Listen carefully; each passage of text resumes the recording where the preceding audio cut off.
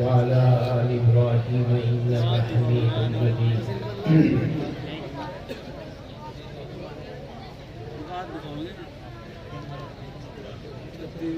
الهداية أمر من لديك وكل شيء يعود إليك. له الحمد على ما أنعم علينا سوابق النعم ولواحقها، وألهم إلينا حقائق الحكم ودقائقها، والصلاة والسلام على جميع الأنبياء خصوصا على سيدنا محمد صلى الله عليه وسلم محدد جهاد العدالة وخاتم فصل الرسالة، وعلى آله وأصحابه الواصلين إلى الحق. أما بعد، فأعوذ بالله من الشيطان الرجيم. بسم الله الرحمن الرحيم.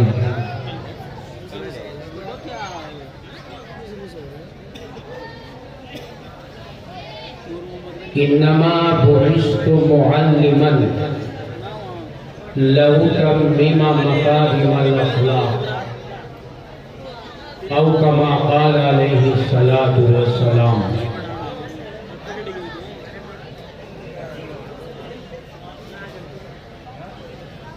رب اشرح لي صدري ويسر لي أمري واحلل عقدة من لساني يفقهوا قولي. رب اشرح لي صدري ويسر لي أمري واحلل عقدة من لساني يفقهوا قولي. رب اشرح لي صدري ويسر لي أمري واحلل عقدة من لساني يفقهوا قولي. اللهم رب يسر ولا تعسر فإن تيسير كل عسير عليك يسير. رب يسر ولا تعسر فإن تيسير كل عسير عليك يسير.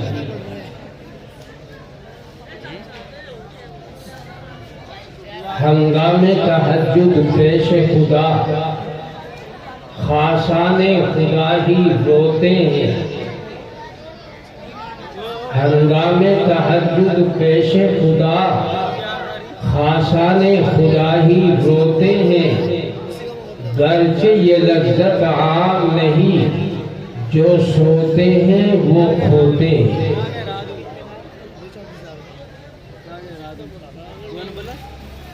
میرے بھائیوں، بزرگوں اور دوستوں، بہت دیر سے آپ کے اس مدرسہ تنویر القرآن کا یہ جلسہ اور پروگرام چل رہا ہے. علماء کی تقریر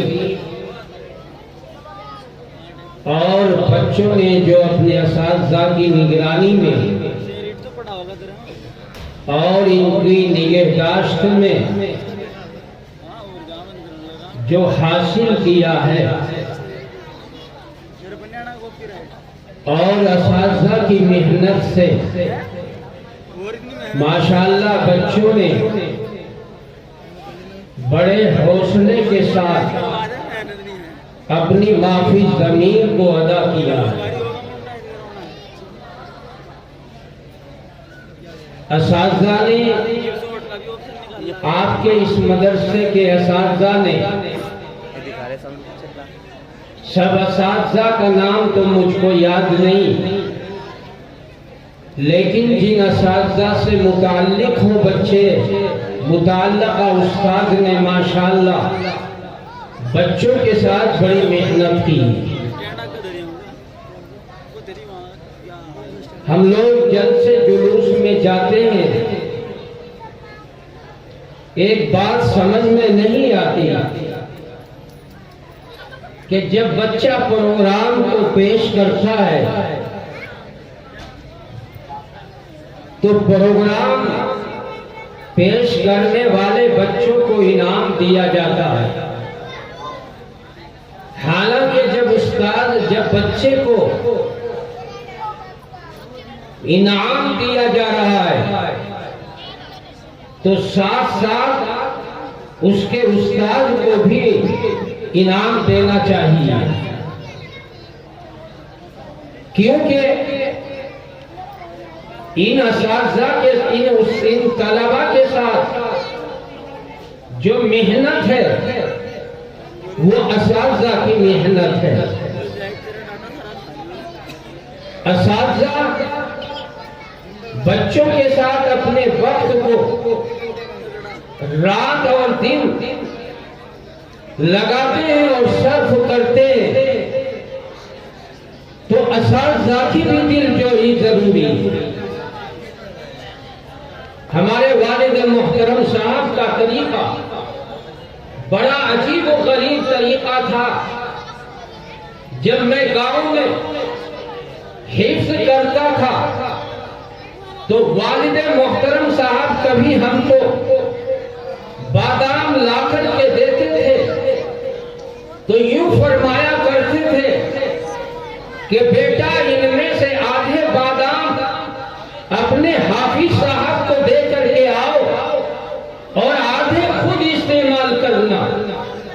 اور یہ بھی کہا کرتے تھے باپ کی جیب اور ماں کی پلیٹ بچوں کو پڑھاتی ہے، اس لیے والد محترم صاحب کبھی کبھی اس زمانے میں 50 روپے 20 روپے 10 روپے جو ہے مجھے دیتے اور یہ فرماتے جاؤ اپنے حافظ صاحب کو بھی یہ 10 روپے جا کر کے دے دینا۔ وہ زمانہ کہ جب گھی اصلی جو گھی ہے اس زمانے میں جو ہے محترم بزرگ اور دوستوں 75 روپے کلو گھی ملتا تھا اصلی، اور اب تو 800 روپے بھی اصلی نہیں مل رہا ہے۔ اس زمانے میں اگر والد صاحب 10 روپے دے رہے ہیں گویا کہ 100 روپے کے برابر رہے۔ میرے بھائیوں، بچہ جب بھی پڑھتا ہے، جب ماں باپ کی توجہ استاد کی طرف ہوتی ہے، اس لیے بچوں کے ساتھ جو اساتذہ نے آپ کی محنت کی ہے، میں مدرسے کے متولی صاحب کو یہ کہوں گا کہ استادوں نے اساتذہ نے جو محنت کی ہے آپ ان کو انعام کے طور پر کم از کم 500 روپے ضرور دیں تاکہ ان کی دلجوئی ہو۔ خدا کی قسم آپ کے بچے بڑے قیمتی بنے، یہ بچے قبر کے میدان میں، حشر کے میدان میں اور خدا کی عدالت میں یاد رکھو یہ بچے کام آنے والی چیز ہے۔ خدا کی قسم آپ قبر میں پڑے ہوئے ہوں گے اور یہ بچے اپنی زبان سے پڑھ رہے ہوں گے رحمان الرحیم تتلاتی ہوئی، اور اللہ اپنے فرشتوں کو کہیں گے اے میرے فرشتوں مجھے شرم آتی ہے کہ باپ کا بچہ مجھے رحمان اور رحیم کہہ کر کے پکار رہا ہے اور اس کے والد کو قبر میں عذاب دوں۔ جاؤ اس کے رحمان اور رحیم پکارنے کی وجہ سے مجھے اس کے والد سے عذاب قبر کو موقوف فرما دو۔ میرے بھائیو، یہ قرآن ہے، یہ قرآن دنیا میں سب سے زیادہ اگر پڑھے جانے والی چیز ہے وہ قرآن ہے۔ تورات بھی نہیں، زبور بھی نہیں، انجیل بھی نہیں، انجیل متی بھی نہیں ہے، انجیل لوقا بھی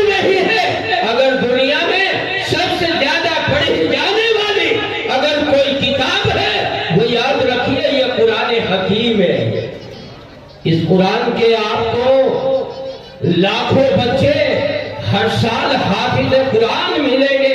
تورات کا کوئی حافظ نہیں ہے، صحف ابراہیم کا کوئی حافظ نہیں ہے، صحف موسیٰ کا کوئی حافظ نہیں ہے. لیکن یاد رکھیے اس قرآن کے آپ کو دنیا میں ہر سال ان مدرسوں سے لاکھوں حفاظ تیار ہوتے ہیں. ایک شوشے کے برابر بھی اگر کوئی قرآن میں غلطی کرتا ہے تو یہ حافظ قرآن خدا کی قسم اس کو لقمہ دیتا ہے اور یہ کہتا ہے کہ تم نے زبر میں غلطی کی ہے، زیر میں غلطی کی ہے. یہ ہے حافظ قرآن. اور حافظ قرآن جدھر بھی نکل جاتا ہے یاد رکھو حافظ قرآن کا اعزاز اور اکرام ہوتا ہے. یہ قرآن کریم جس دل کے اندر چلا جاتا ہے وہ قرآن، وہ دل آباد ہو جاتا ہے اور وہ قرآن والے کا احسان اور اکرام دنیا میں بھی کیا جاتا ہے اور آخرت میں بھی کیا جاتا ہے. میں بہار میں گیا ایک مرتبہ، حضرت محتمم صاحب مولانا ابراہیم صاحب کے گاؤں میں ایک بڑے میاں نے ایک چھوٹے سے بچے کو بلایا. وہ حافظ قرآن تھا بچہ. میرے بھائیوں بچے سے کہا تم سرہانے بیٹھ جاؤ، لیکن بچہ سرہانے بیٹھنے کے لیے تیار نہیں تھا. بڑے میاں نے کہا بیٹا میں تجھے نہیں سرہانے بٹھا رہا ہوں بلکہ تیرے دل کے اندر جو قرآن ہے اس قرآن کو سرہانے بٹھا رہا ہوں. یہ قرآن جنگل میں چلا جاتا ہے، خدا کی قسم یہ قرآن وہیں پر جنگل کو منگل بنا دیتا ہے. اگر کسی قبر پر آپ بیٹھ کر کے قرآن کو پڑھتے ہیں اللہ تبارک و تعالی قرآن کی برکت سے صاحب قبر کی مغفرت فرما دیتا ہے. ہمارے حضرت مولانا افتخار الحسن صاحب کاندھلوی رحمت اللہ علیہ نے ایک کتاب لکھی ہے. کتاب کا نام ہے تقاریر تفسیر قرآن. اس میں حضرت نے ایک واقعہ لکھا ہے.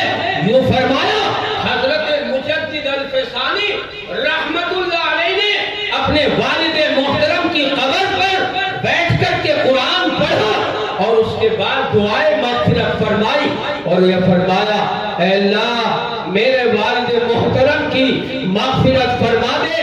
حضرت مجدد الفسانی کو مکاشفہ ہوا اور اللہ نے فرمایا اے مجدد جاؤ تمہارے قرآن کی برکت سے ہم نے تمہارے والد کی مغفرت فرما دی اور قیامت تک اس قبرستان میں جتنے بھی لوگ دفن ہو گئے جاؤ قیامت تک کے دفن ہونے والوں کی تمہاری قرآن کی برکت سے ہم نے مغفرت فرما دی. یہ ہے محترم بزرگوں دوستوں یہ قرآن ہے. یہ قرآن وہ قرآن ہے جس دل میں بھی جاتا ہے اسی قرآن اسی دل کو آباد کر دیتا ہے. جو بچے قرآن کو حفظ کر رہے ہیں اور جو بچے مدرسوں میں پڑھ رہے ہیں وہ مبارک، ان کے ماں باپ مبارک، وہ علاقہ مبارک، وہ گاؤں مبارک. میرے بھائیوں آپ کا علاقہ سرسبز و شاداب ہوگا روحانیت سے.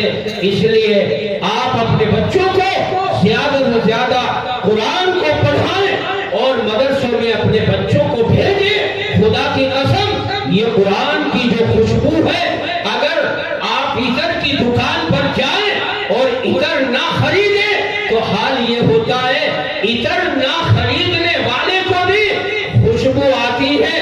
میرے بھائیوں یہ قرآن کی خصوصیت یہ ہے کہ اگر آپ قرآن کو پڑھ نہیں رہے ہیں اور قرآن کو محض دیکھ رہے ہیں تو محض دیکھنے پر بھی یہ قرآن کا ثواب ملتا ہے. قرآن کو محض دیکھنے پر بھی ثواب ملتا ہے. مفسرین نے لکھا ہے ہمارے حضرت مولانا قاضی سلام اللہ پانی پتی رحمت اللہ علیہ نے تفسیر مظہری میں جو عربی زبان میں حضرت نے تفسیر لکھی آج تو اس کا اردو میں بھی ترجمہ ہو گیا.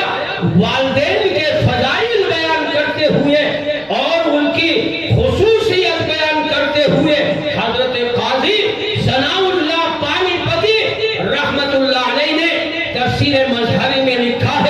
تین چیزیں ایسی ہیں کہ محض دیکھنے پر اللہ ان کو ثواب عطا فرماتے ہیں. تین چیزیں. اور وہ پہلی چیز ہے والدین کو محبت کی نگاہ سے دیکھنا. اور کتنا ثواب ملتا ہے والدین کو محبت کی نگاہ سے دیکھنے پر. روایت میں ہے آقا مدنی علیہ السلام نے ارشاد فرمایا اس کو عمرہ مبرور کا یا اس کو حج مبرور کا ثواب ملتا ہے.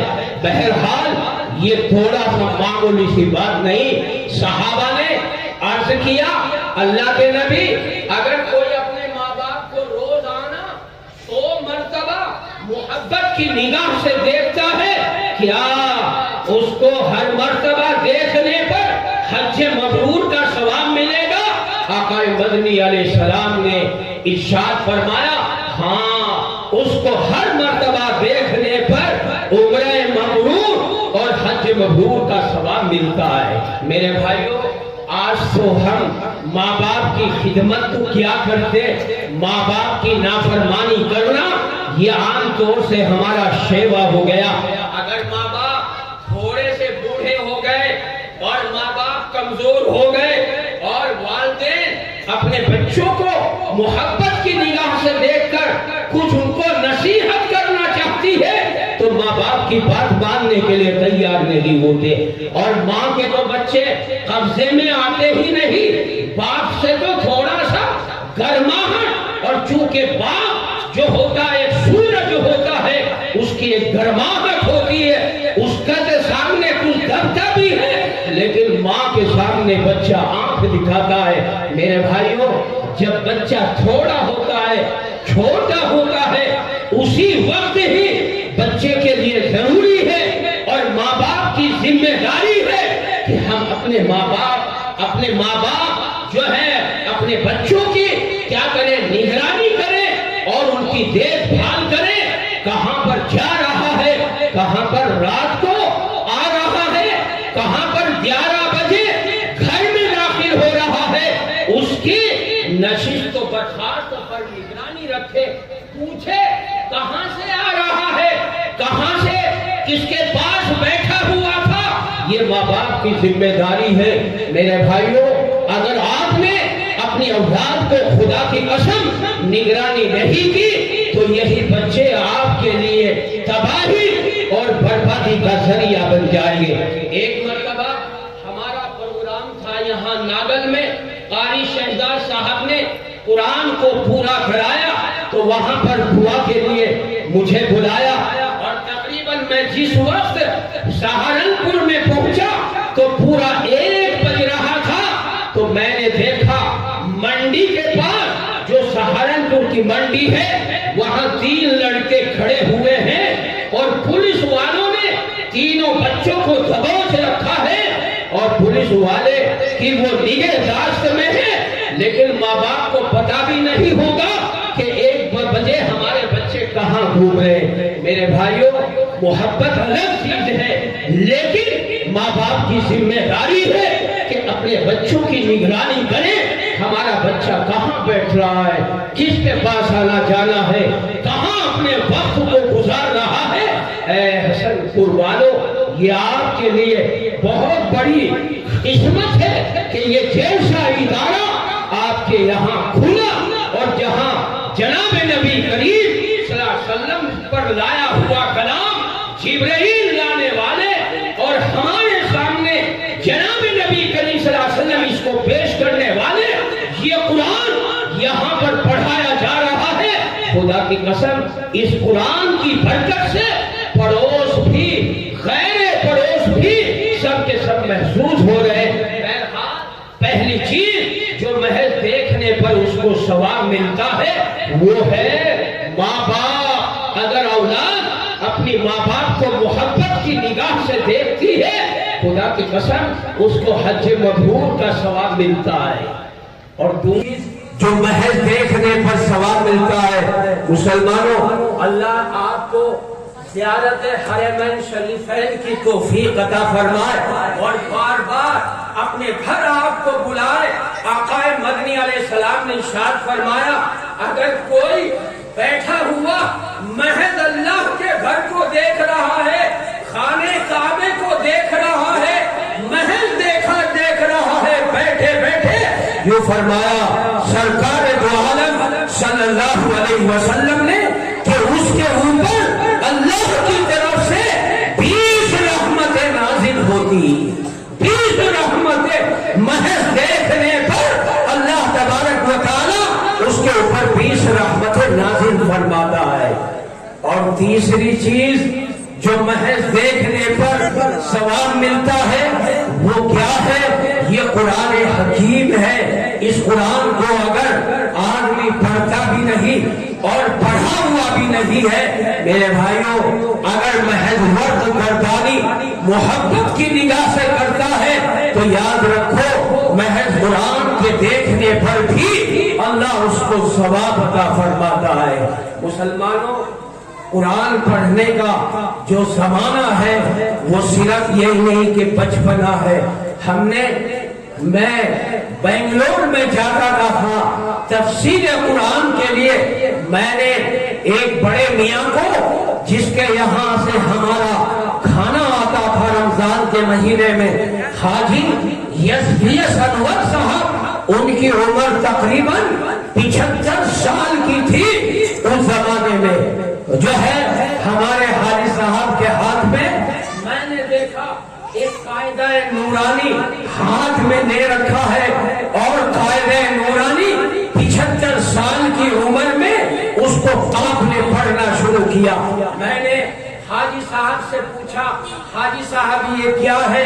کہنے لگے مولانا بچے پیروں پر کھڑے ہو گئے اور اللہ نے جو ہے کاروبار اتنا بڑھیا عطا کیا ہے کہ مکانوں کا کرایہ صرف 1.5 لاکھ روپے ایک مہینے میں کرایہ آتا ہے. اور اگر کاروبار کا میں آپ کو منافع بتلاؤں تو روزانہ کاروبار میں 40,000 روپے ہم کو بچ رہے ہیں. میرے بھائیوں, اللہ نے پورے مزے دے رکھے ہیں. تو بڑے میاں نے مجھے کہا مولانا میں تو ضرور مروں گا, اب موت کے قریب ہوں, قبر کے گڑھے کے قریب ہوں. فرشتے مجھے پوچھیں گے کہ اے بڑے میاں تم کو ہم نے بچے اتنے اچھے دیے تھے اور تم کو ہم نے کاروبار دیا تھا اور دنیا میں ساری خواہشیں تمہاری پوری ہو رہی تھی, بڑے میاں تم نے قرآن کیوں نہیں پڑھا؟ فرشتوں کا جو لٹ قبر کے میدان میں بچے گا اس سے کوئی چھٹانے والا نہیں. خدا کی قسم اس بڑے میاں نے 75 سال کی عمر میں نورانی قاعدہ پڑھا, اور اس کے بعد مجھے جب 8واں سال ہوا تو بڑے میاں نے تقریباً 8 سال کے بعد 83 سال کی عمر ان کی ہوتی ہے. میرے بھائیوں, انہوں نے قرآن بھی پڑھ لیا اور انہوں نے پاروں کو بھی مکمل کیا, قاعدہ نورانی بھی اور دعائیں بھی, 40 حدیثیں بھی انہوں نے یاد کی 83 سال کی عمر میں. اس لیے میرے بھائیوں, اگر آپ قرآن پڑھنا نہیں جانتے, یہاں کے ذمہ داروں سے اور یہاں کے اساتذہ سے آپ کا ماشاءاللہ تعلق ہے اور یہ اسی کام کے لیے وقف ہے. اگر آپ قرآن پڑھے ہوئے نہیں ہیں تو آپ قاعدہ نورانی لیں, اور اگر سیکھتے قرآن کریم کو آپ کا انتقال ہو جاتا ہے, خدا کی قسم قبر کے میدان میں بھی آپ حافظ قرآن ہوں گے, اور میدان حشر میں بھی جب آپ کا حشر ہوگا وہاں پر حافظ قرآن کر کے آپ کو اٹھایا جائے گا.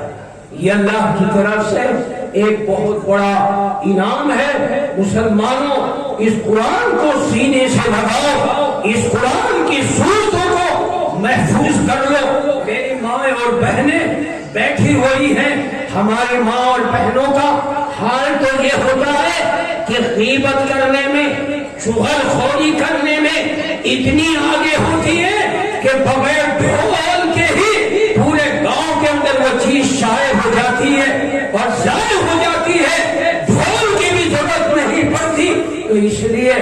میں اپنی ماں اور بہنوں سے بھی کہوں گا کہ غیبت سے دور رہو. یہ زبان کا جو ڈر ہے خدا کی قسم اگر ہمارے زبان میں رس نہیں ہے, مٹھاس نہیں ہے تو ہم انسان نہیں ہیں بلکہ حقیقت میں ہم جانور ہیں, سانپ ہیں, بچھو ہیں, ہم انسان نہیں ہیں. اگر ہماری زبان میں رس نہیں ہے اور انسیت نہیں ہے. ڈک کون مارتا ہے؟ بچھو مارتا ہے. ڈک کون مارتا ہے؟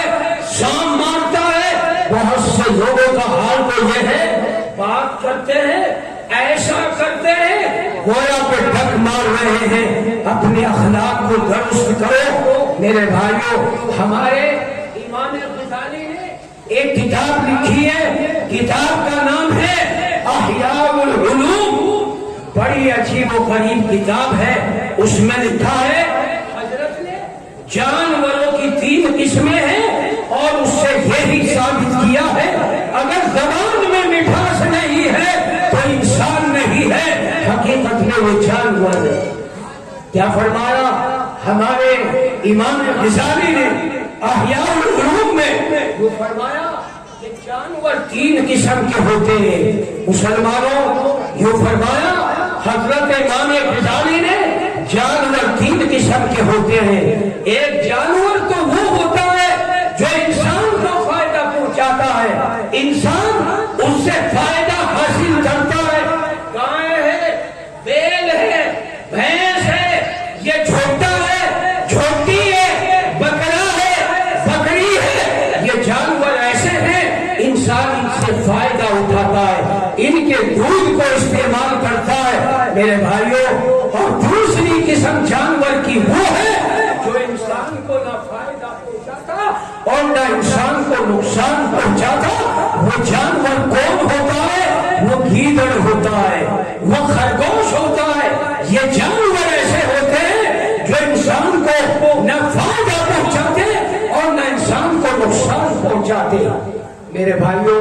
اور جانور کی تیسری قسم وہ ہے جو انسان کو نقصان پہنچاتے ہیں. وہ بول ہے, وہ شیر ہے, وہ درندہ ہے, وہ بھیڑیا ہے, اور جتنے بھی درندے ہوتے ہیں میرے بھائیوں وہ سب کے سب انسان کو جو ہے نقصان پہنچاتے ہیں.